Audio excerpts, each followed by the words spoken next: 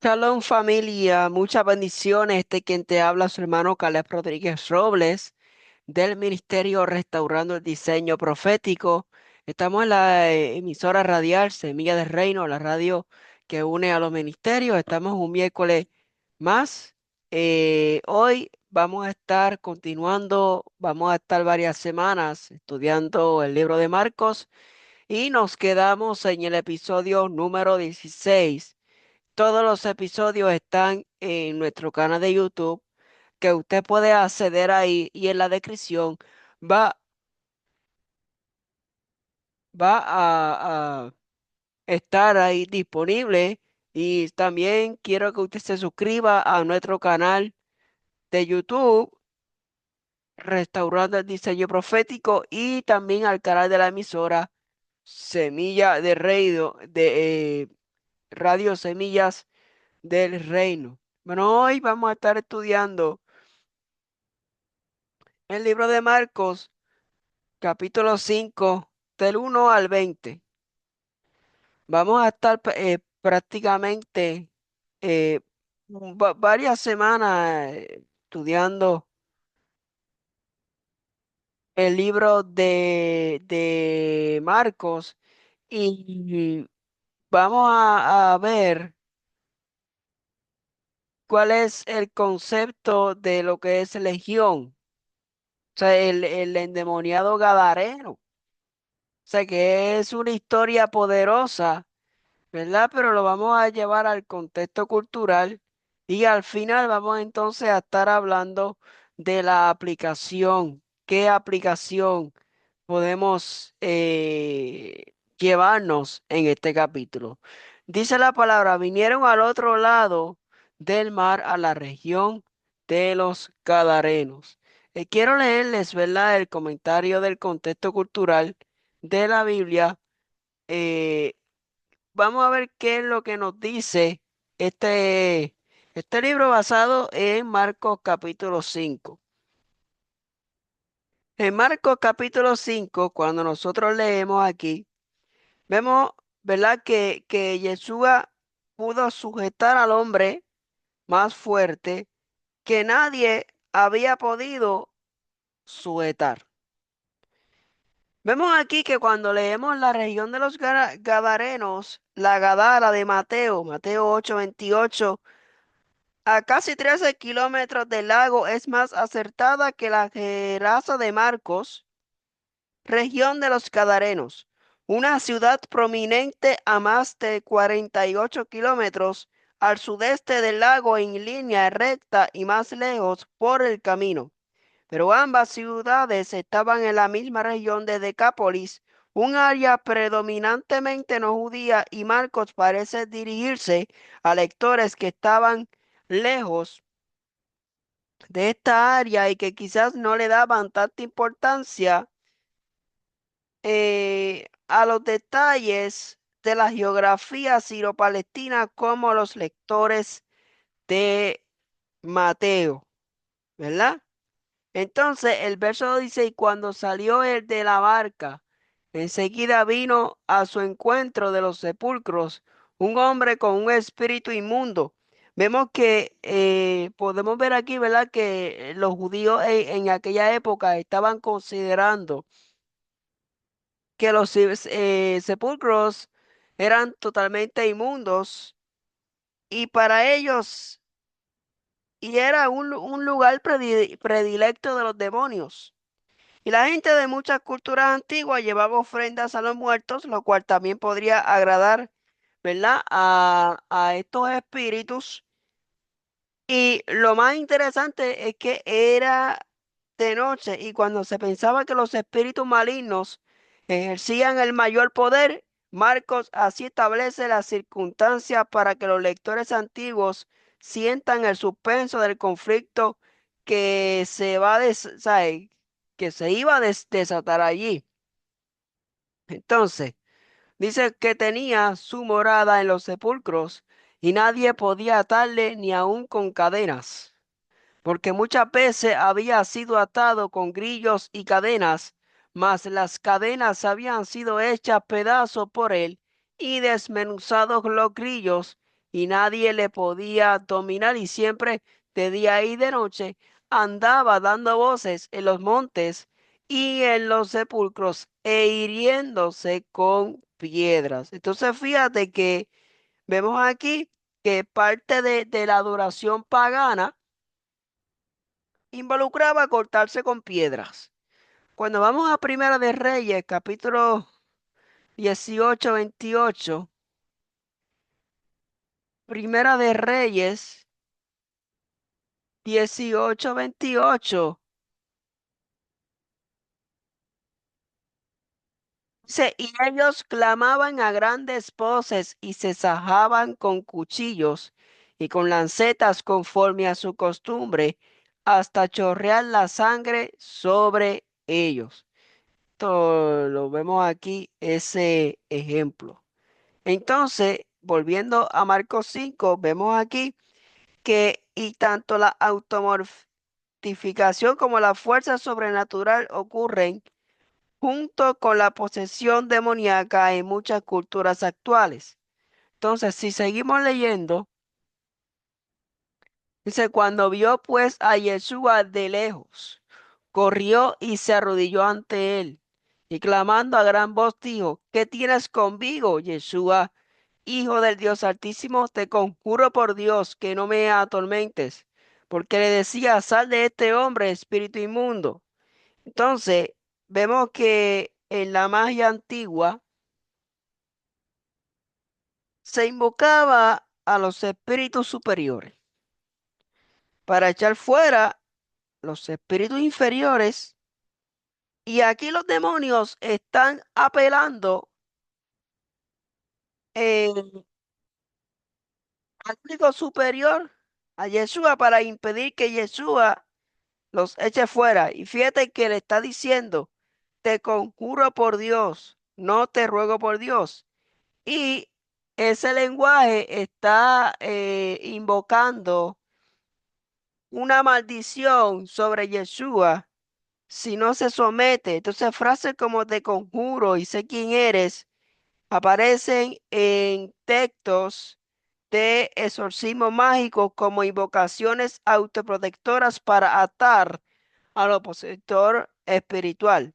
El intento de autoprotección mágica resulta impotente contra Yeshua, no solo los judíos, sino también los gentiles, y a veces llamaban al Dios de Israel Altísimo.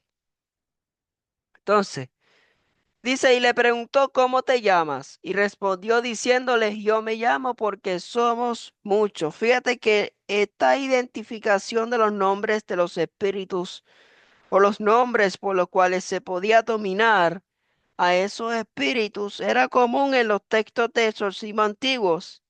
Vemos que en o sea, también aparecen en los textos mágicos antiguos y el Testamento de Salomón, pero este caso, donde hay muchos demonios presentes, es el único ejemplo registrado donde el Mesías, Yeshua, busca un nombre.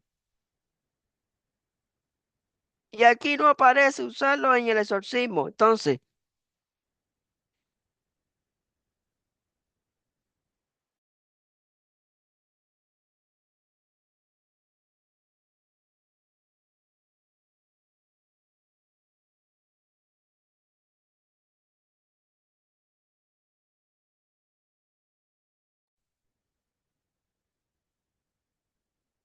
aquí vemos, ¿verdad? Que en el verso, ¿dónde me quedé? Dice, y le preguntó, ¿cómo te llamas? Y respondió diciéndole, yo me llamo porque somos muchos. Ah, ok. Este, vemos aquí que una legión en el primer siglo incluía de 4.000 a 6.000 tropas, es decir, soldados. Por lo tanto, este hombre está habitado por un gran número de demonios, probablemente sean más que los mismos cerdos. Dice el verso 10. Y le rogaba mucho que no los enviase fuera de aquella región. Aquí vemos que estos antiguos estaban familiarizados con el hecho de que los demonios estaban rogando por misericordia. Hubo otras concesiones y cuando estaban por ser derrotados, por ejemplo, en Primera de Enoc 12:14, el Testamento de Salomón 2:6, tal vez desean permanecer en la zona solo por los sepulcros, pero según la sabiduría popular, los espíritus frecuentemente estaban asociados con áreas específicas. ¿Ven?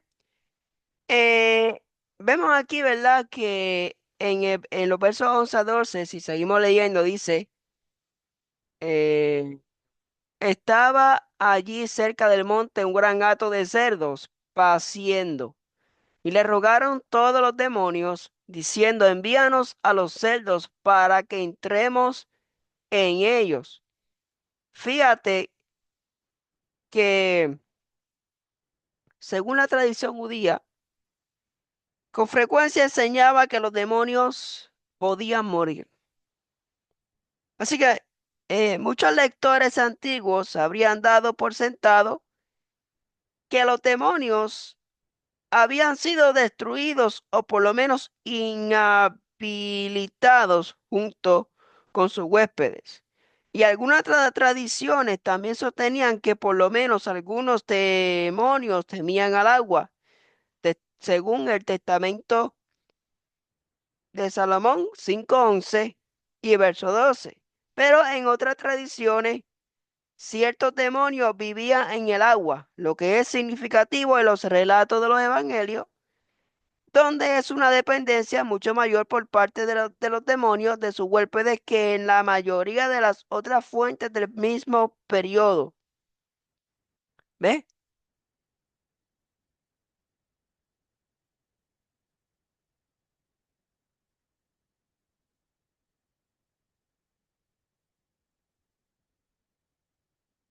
Entonces, del 14 al 17 dice, y los que apacentaban los cerdos huyeron. Y dieron aviso en la ciudad y en los campos, y salieron a ver qué era aquello que había sucedido. Vienen a Yeshua y ven al que había sido atormentado del demonio y que había tenido la legión sentado vestido y en su juicio cabal, y tuvieron miedo. Y les contaron los que lo habían visto cómo le había acontecido al que había tenido el demonio y lo de los cerdos. Y comenzaron a rogarle que se fuera de sus contornos. Entonces vemos aquí que esa oposición del Mesías, de Jesús el Mesías, de Yeshua surge tanto de intereses económicos y la pérdida de un hato grande de cerdos como de algunas ideas, esas ideas griegas acerca de magos que obraban milagros, quienes probablemente eran temidos por la gente. Entonces, eh, en el verso 18 vemos, al entrar él en la barca, el que había estado endemoniado le rogaba que le dejase estar con él. Vemos aquí que las historias antiguas, los que se estaban recuperando de la locura podían desconocer su estado anterior. Por ejemplo, Leucipo de Aquilestacio, pero no siempre era el caso. Un ejemplo lo vemos en Daniel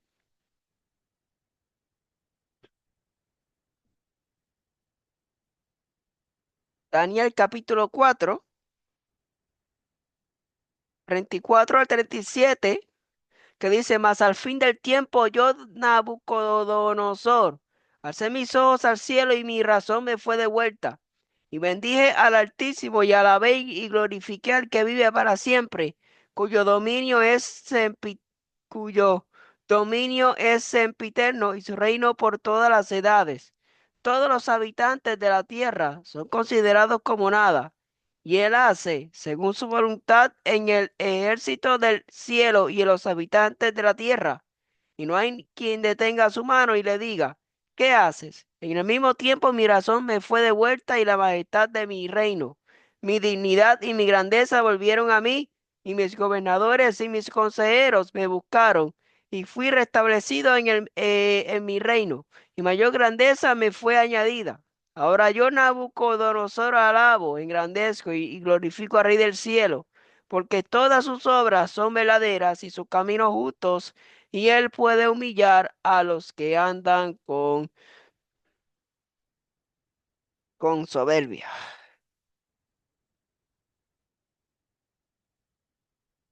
Entonces, ¿cómo podemos comparar ese texto de Daniel, ese texto de Daniel 4:34 al 37, con Marcos 5:1 al 20? ¿Cómo podemos compararlo? Eh, Fíjate, vemos aquí que este pasaje narra cómo el rey Nabucodonosor, después de perder la razón por su orgullo, recupera de esa cordura al reconocer la soberanía del Eterno. Aquí vemos que esa transformación, o sea, su transformación no fue solo mental, sino espiritual, lo que lo sanó no fue una terapia, sino levantar los ojos al cielo. Entonces, la sanidad vino cuando dejó de mirarse a sí mismo y miró al Creador. Entonces, vemos aquí que en este capítulo encontramos a un hombre poseído por una legión de demonios, viviendo entre tumbas, aislado y autodestruyéndose, pero Yeshua lo libera. Y al igual que Nabucodonosor termina restaurado en su juicio cabal, y ahí Yeshua pues va a donde nadie quiere ir para rescatar lo que muchos dan por perdido. Entonces, ambos tenían la mente cautiva. Nabucodonosor, por el orgullo y la arrogancia, tenía un espíritu altivo, y el Gadareno por fuerzas demoníacas, opresión espiritual, pero ambos fueron restaurados cuando el poder de Dios intervino. Entonces, ¿cómo podemos aplicar esto para hoy que,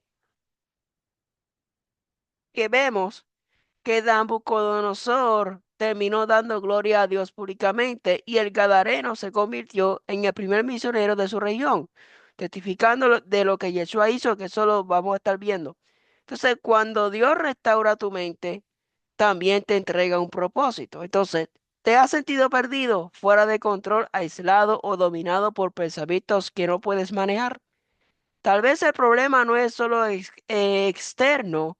Quizás, como Nabucodonosor, necesitas mirar al cielo y reconocer que Dios tiene el control, o como el Gadareno necesita saber que Yeshua se acerque y rompa las cadenas invisibles que te atan.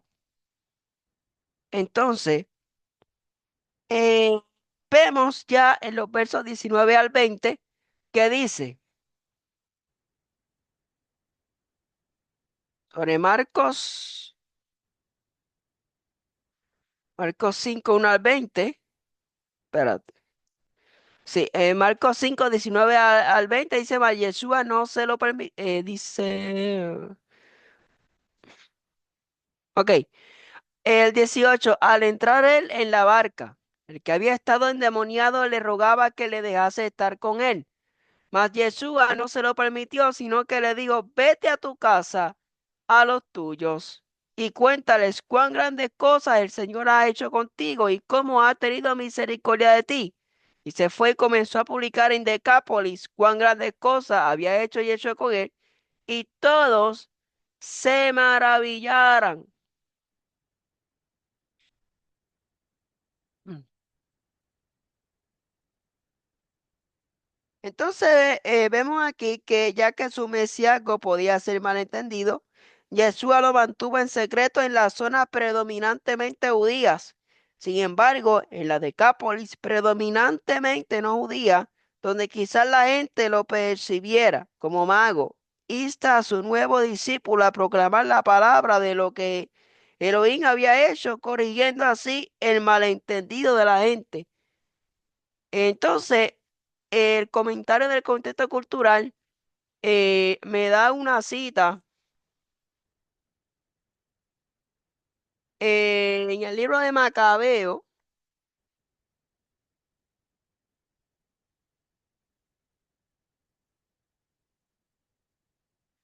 Fíjate que este libro de Macabeo, segunda de Macabeos 3:36, dice,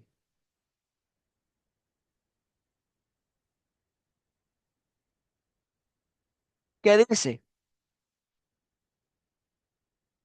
Y el gran sacerdote, después de ofrecer un sacrificio por la salvación del rey y del pueblo, y de invocar a Dios por todo el pueblo, y por el lugar santo lo dejó ir. Fíjate que este versículo hace parte del relato donde Heliodoro, enviado por el rey Seleuco para saquear el tesoro del templo en Jerusalén, es intervenido sobrenaturalmente por Dios. Luego de su experiencia reconoce el poder divino y es despedido en paz, lo cual causa asombro incluso entre los gentiles. Y eh, qué versículo, y fíjate que Daniel 4 34 a 37, Marcos 5 1 al 20 y segunda de Macabeo 3 36 tiene una relación porque recuerden que Nabucodonosor, rey de Babilonia, fue humillado, ¿verdad? Por su arrogancia, pero cuando alzó sus ojos al cielo y reconoció al Altísimo, su razón le fue devuelta, o sea, no solo recuperó la cordura, también su trono y propósito. Entonces Dios puede restaurar al más orgulloso cuando hay un reconocimiento verdadero de su grandeza. O sea que el Padre puede restaurar al que se siente, ¿verdad? Que como quien dice, la última Coca-Cola del desierto. Él puede levantar al orgulloso, ¿verdad? Y toda esa serie de cosas. Y Yeshua es tan bueno, ¿verdad? Y el Padre Celestial, que Él tiene misericordia de cada uno de nosotros. Entonces, Marcos 5, vemos que el endemoniado gadareno vivía atado por una legión de demonios. Y la sociedad lo rechazaba, vivía entre tumbas, pero cuando Yeshua llegó, lo liberó completamente, terminó vestido en su juicio cabal y con una misión, anunciar las maravillas de Dios. Entonces, Yeshua no solo libera, sino también restaura identidad y da un propósito. Y segunda de Macabeo 3:36, que lo acabamos de leer, aún los que vienen con intenciones malas pueden ser tocados por la gloria de Dios y cambiar su camino. Entonces, conexión central es Dios que cambia mentes y destino. En los tres casos, la mente fue tocada, una locura, opresión o intención malvada. La intervención de Dios fue directa, o sea, visiones, liberación o mensajeros, y hubo una transformación visible y un nuevo rumbo. Nabucodonosor predicó la soberanía de Dios, el Gadareno predicó en la Decápolis y Heliodoro testificó ante el rey sobre el poder de Dios de Israel. Entonces, no importa si tu mente ha sido confundida o ha sido nublada por el orgullo, por la opresión espiritual, por el caos espiritual, o si llegaste con el corazón endurecido. Entonces, Dios puede tocarte, Dios puede sanarte y enviarte restaurado. O sea, Él no solo cambia tu condición, te da una nueva misión, te da una nueva estrategia o te da una nueva instrucción. Así que esta es prácticamente la primera parte de Marcos capítulo 5 porque vamos a estar hablando en la próxima sección sobre la hija de Jairo, la hija de Jairo, la mujer flujo de sangre y su conexión con Esther, que tengo un mensaje, ¿verdad? Poderoso. Así que muchas bendiciones a todos los hermanos. Suscríbete al canal, dale like y dale a la campanita. Bendiciones.